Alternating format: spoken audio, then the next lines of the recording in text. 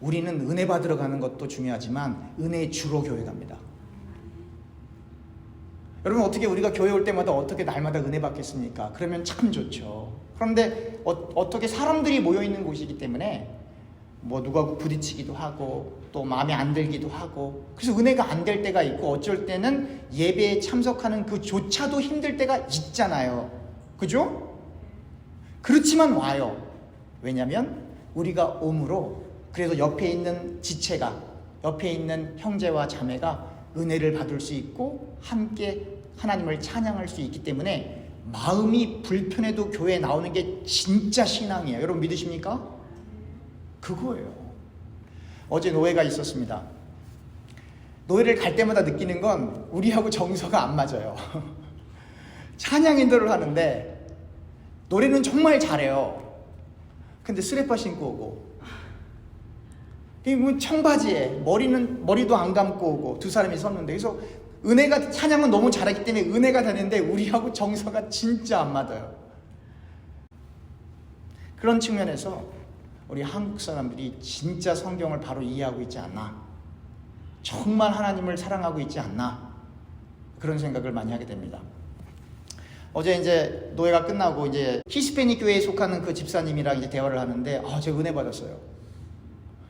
나이는 제가 볼 때 한 65세 정도 되시는 분인데, 조그만 애, 제가 보기에 한 7살, 8살 정도 되는 여자애가 옆에 앉아서 데디 그러는 거 있어요. 내가, 아니 딸이에요 그랬더니 딸이래요. 그래서 그 나이 차이가 나잖아요.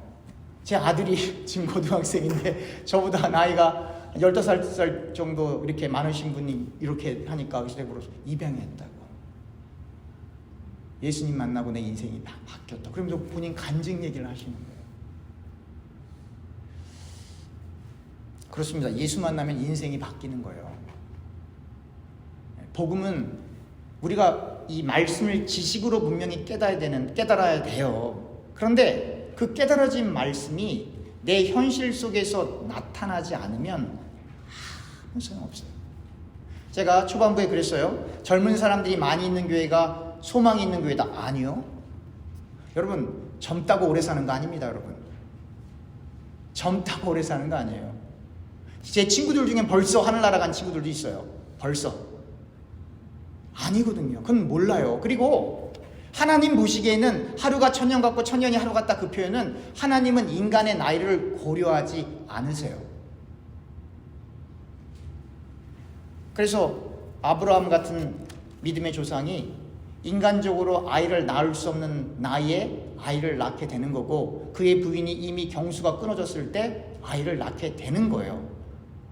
우리는 어떤 나이가 되면 은퇴해야 된다, 어떤 나이가 되면 쉬어야 된다라고 말을 하지만 성경은 그렇게 써 있지 않아요. 여러분, 하나님 일에도 은퇴가 있습니까? 하나님 일에 은퇴가 있어요? 여러분들은 우리가 순차적으로 하나님 나라에 가면은 못 보시겠지만, 모르죠. 그건 아무도 모르는 거지만 저는 은퇴 안 합니다. 교인들이 오지 마세요 그러면 안 와요. 뒤도 안 보러고. 그렇지만 은퇴 없어요. 목사님들이든 장로님들이든 언제 그 신앙의 본 모습이 딱 드러나냐면, 진짜 이분이 하나님을 믿고 있는 분이다, 그 신앙의 본 모습이 언제 드러나냐면 제도권 속에서 은퇴하면 딱 그 본 모습이 드러나요. 딱 은퇴할 때 그때 진짜 본 모습이 드러나는 거예요. 소위 말해서 직업 때문에 교회를 와서 목회하시는 분들은 은퇴하고 나면 새벽기도 안 합니다. 수요예배 안 갑니다. 주일 예배도 잘 안 가요. 실제로. 그러나 하나님 때문에 일하신 분들은 은퇴 하나 안 하나 똑같이 예배 드리러 갑니다. 제 말 맞아요? 틀려요? 네. 그러니까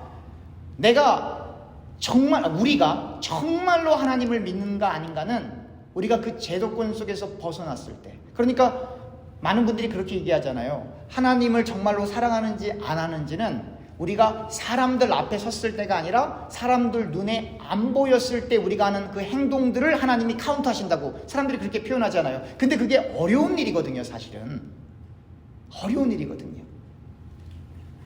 이렇게 말하는 저는 찔릴까요? 안 찔릴까요? 찔려요. 저도. 안 찔리는 사람이 없다니까요. 그런데 그게 진짜 신앙이라고요. 그러니까 여러분들과 제가 지금 이렇게 옷 잘 차려입고 주일날 번듯하게 앉아있는 건 하나님이 카운트를 안 하세요. 이건 기본이니까. 기본을 한 사람한테 잘한다고 칭찬하는 건 말이 안 되거든요.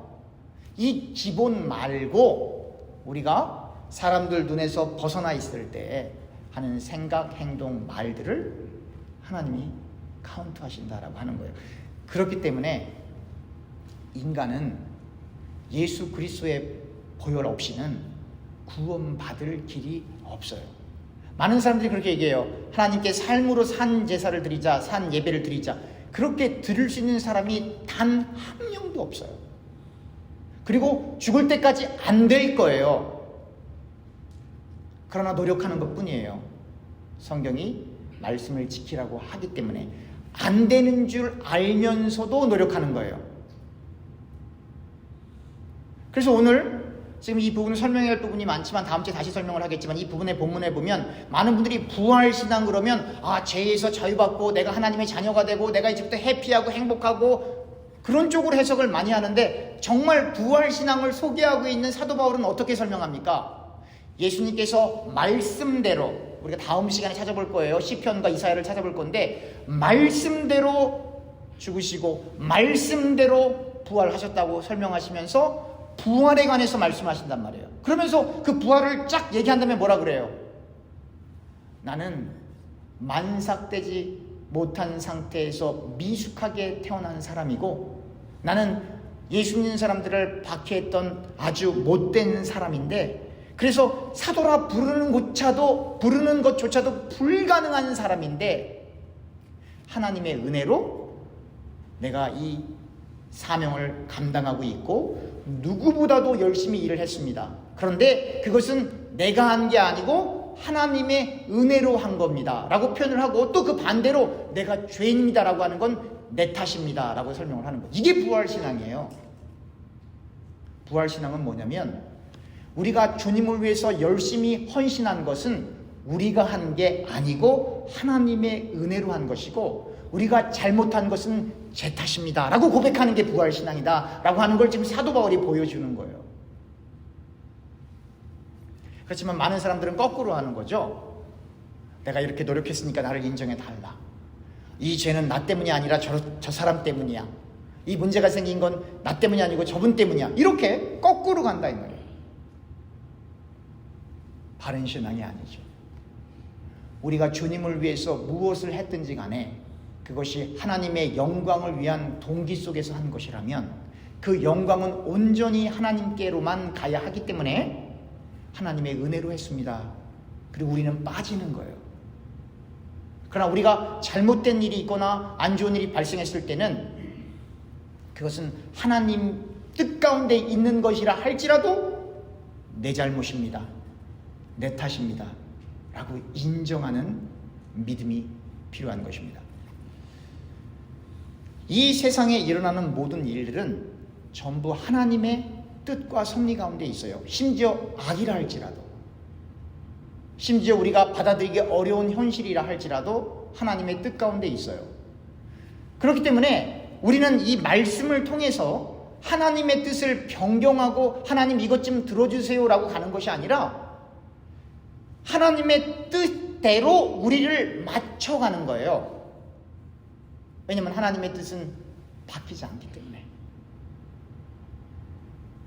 성경에 하나님께서 이렇게 저렇게 해서 그 생각을 돌이키셨다라고 하는 표현들이 있어요.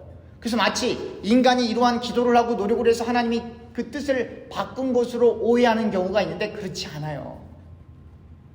그 뜻을 바꾸신 것도 이미 하나님의 작정과 섭리 가운데 있다라고 하는 것입니다. 말씀을 맺겠습니다. 사실은 성경 구절을 다 찾아봐야 되는데 그건 다음 시간에 하도록 하고 오늘 말씀을 맺으려고 합니다. 부활신앙은 여러분들과 제가 주님을 위해 헌신하는 모든 것들은 제가 한 게 아니에요. 그걸 진짜로 믿고 고백해야 돼요. 말로만 아니라 하나님의 은혜로 하나님이 하셨습니다. 그러나 여러분들과 제가 잘못한 것은 이거 하나님은 그랬잖아요. 그게 아니라 하나님 잘못했습니다. 제 탓입니다. 그것을 인정하는 신앙으로 나아갈 때 성경을 그 다음에 읽을 때 이게 보이는 거예요. 그러니까 우리가 지식적으로 성경을 보는 것 같지만 기도하지 않으면 성경을 못 봐요. 기도하지 않는 건 마치 자동차가 이렇게 있는데 휘발유를 안 넣는 거나 똑같아요. 못 가요, 앞으로. 이 성경 지식 백날 알면 뭐합니까? 창세기부터 계시록까지 알면 다 외운다고 합시다. 그럼 뭐합니까? 입에서 나오는 것은 저주요, 욕이요, 욕설이요, 비판이요, 험단이요. 행동하는 것은 피 흘리기에 빠르고 악을 행하는 것으로 달려간다면 이거 성경 알면 뭐 할 거예요? 아무 소용없잖아요. 여러분들이 물어볼까요? 여러분들이 하나님 말씀을 더 많이 알까요? 사탄이 하나님 말씀을 더 많이 알까요? 물어보나만 하죠? 그러니까 말씀 많이 알고 하나님 말씀 못 지키고 안 지키는 사람은 사탄하고 제일 비슷한 사람이에요. 그래서 이단들의 교주들이 그렇게 말씀을 많이 아는 거예요. 그러니까 말씀 많이 아는 게 좋은 게 아니에요. 아는 것만큼 지킬 수 있는 믿음이 중요한 것입니다. 하나님의 거룩한 은혜와 은총이 교우님들에게 함께하기를 기도합니다. 기도하겠습니다. 하나님, 우리는 하나님의 말씀을 알아도 그 말씀을 지킬 능력이 없습니다.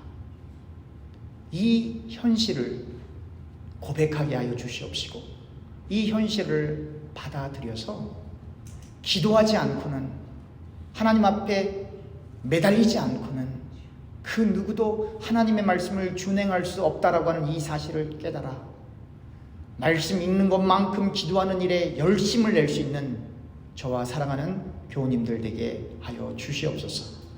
예수님의 이름으로 기도합니다. 아멘.